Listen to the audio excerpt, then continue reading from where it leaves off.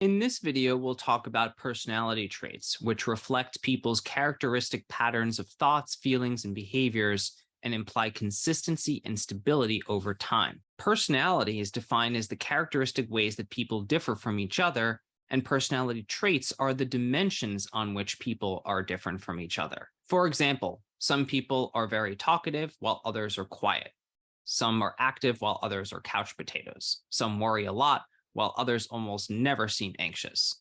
Each time we use words like talkative, quiet, active, or anxious to describe someone, we're actually talking about personality. And so the personality psychologist's job is to try to understand these differences. Personality traits are the indicators of individual differences. According to trait psychologists, there are a number of basic dimensions, which we call traits, on which people are different. And we'll talk about those more in detail in a couple of slides.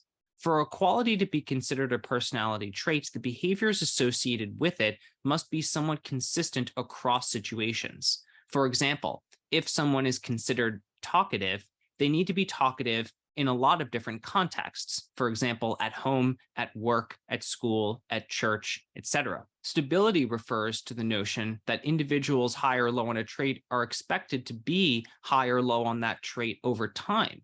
So for example, if someone is more active at age 30, they should likely be more active at age 40. Then finally, we have the concept of individual differences, which is how we tell people apart. In order to be considered a personality trait, there needs to be meaningful differences within a population that describe how people are different from each other. Here we have the 5-factor model of personality. And a lot of psychologists are fond of using the acronym OCEAN when they teach because it's a mnemonic device that helps people remember the big 5 personality traits: openness, conscientiousness, extroversion, agreeableness, and neuroticism. The 5-factor model was based on a series of factor analyses, which are basically a statistical process by which we can deduce whether there are common factors in a variety of things that describe people's behavior in day-to-day life. Each of these 5 traits has facets, which we'll talk about on the next few slides. Openness to experience is the tendency to appreciate things that are new, such as ideas, values, feelings, art, music, and behaviors. An individual high in openness enjoys seeing people with new types of haircuts and body piercings, is curious, imaginative, and untraditional. A person low in openness might not prefer to be exposed to alternative moral systems, has narrow interests, is inartistic, and not very analytical. Conscientiousness is defined as the tendency to be careful, on time for things like appointments, following rules, and hardworking. Someone who's high in conscientiousness will rarely be late for a date or an appointment, will be organized, hardworking, neat, persevering, punctual, and self-disciplined. Someone who's low in conscientious may prefer spur of the moment action to planning, may be unreliable, hedonistic, careless, and lax. Extroversion is defined as the tendency to be talkative, sociable, gregarious, and to enjoy the company of others. People high in extroversion may be the life of the party. Those low in extroversion may prefer a quiet night to a party or be perceived as unenthusiastic. Agreeableness is the tendency to agree and go along with others rather than assert one's own opinions and choices. An agreeable person will agree with others about political opinions, is good-natured, forgiving, gullible sometimes, overly trusting, and helpful. An individual low in agreeableness might quickly and confidently assert their own rights and opinions, be irritable, manipulative, uncooperative, or rude. People low in agreeableness also tend to use more curse words and profanities. Neuroticism is the tendency to frequently experience negative emotions such as anger, worry, and sadness, as well as being interpersonally sensitive. Someone who is highly neurotic may constantly worry about little things, be insecure, may be a hypochondriac, and feel inadequate. Someone who is low in neuroticism may not get very irritated by small annoyances. They may appear calm, maybe sometimes unemotional, hardy, secure, and self-satisfied. The 5-factor model in personality psychology is very popular amongst researchers, but it's not the only model. Some people think that the five-factor model is incomplete, and one alternative model is called the hexacomb model, which includes the five factors we discussed earlier, but it includes a sixth factor called honesty, humility.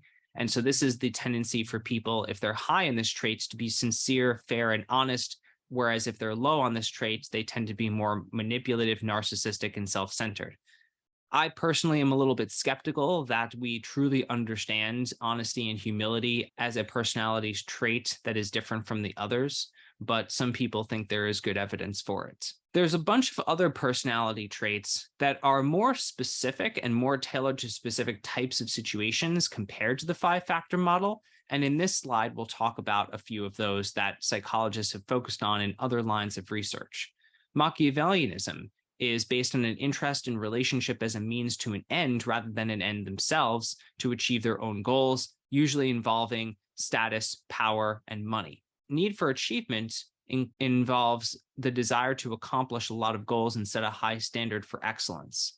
Need for cognition is when people find it rewarding to use lots of cognitive effort on things like understanding new ideas deeply, as in an academic context, or things like brain teasers.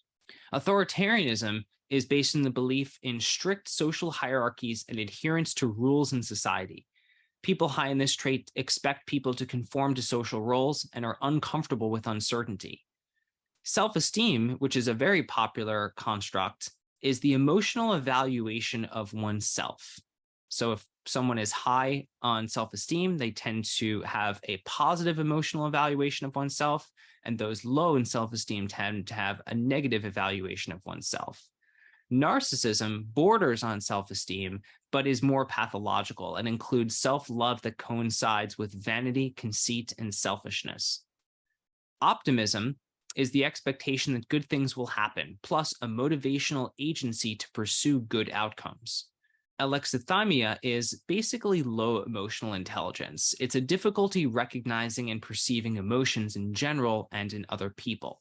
Now, some researchers suggest that while personality traits might play a role sometimes, they argue that circumstances matter more in determining behavior compared to personality traits. And this is described in your textbook as the person-situation debate.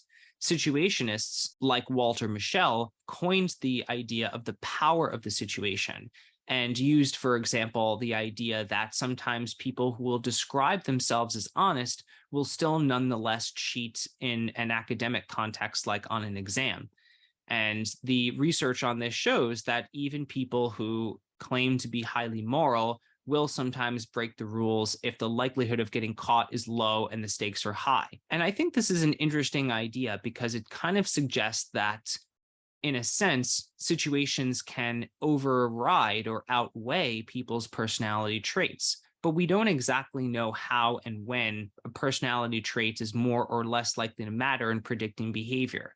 And some of the research that has taken place since the 1960s, which is when Walter Mischel published his famous book on this topic, has shown that very often there are interactions between personality traits and the situation.